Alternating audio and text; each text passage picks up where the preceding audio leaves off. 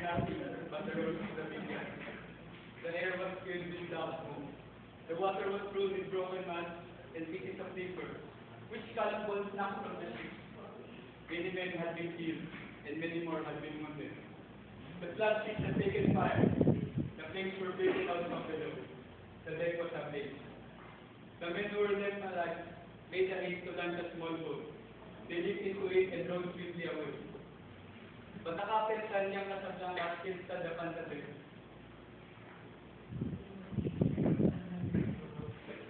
The pigs were almost all around him now, but he wouldn't steer from his post. His father didn't him just to stay there. And he always thought to obey. He trusted his father's word, and he believed that when the right time came, he would tell him to go. He saw the men leap into the boat. He heard their call to him to come. He shook his head. When Father bids me, I will go, he said. And now, the flames were almost all around him now. The ship was all ablaze. The fire blew hot upon his cheeks. It scorched his hair. It was behind him, behind all around him. Oh, Father, he cried, may I not go now? The man left on the ship.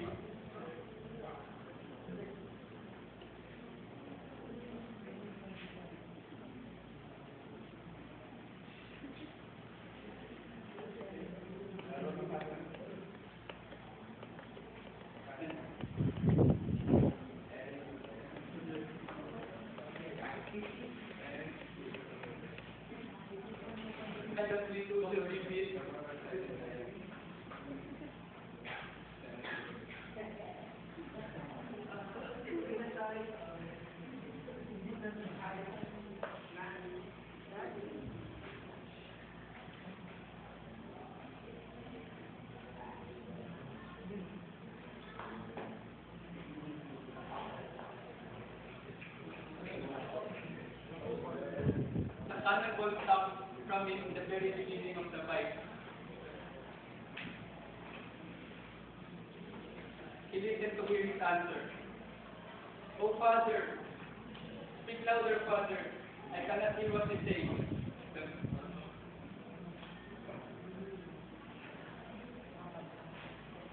Above the roaring of the flames, above the crashing of the falling spears, above the booming of all guns,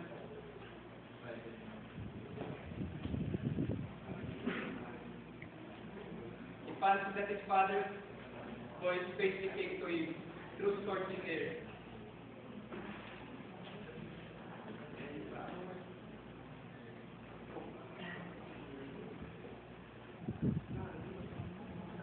I am here, Father.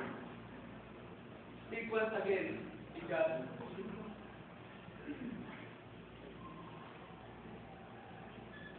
Then a great flash of light filled the air.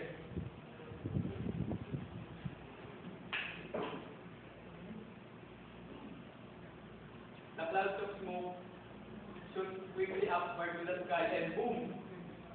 Oh, what a terrific sound!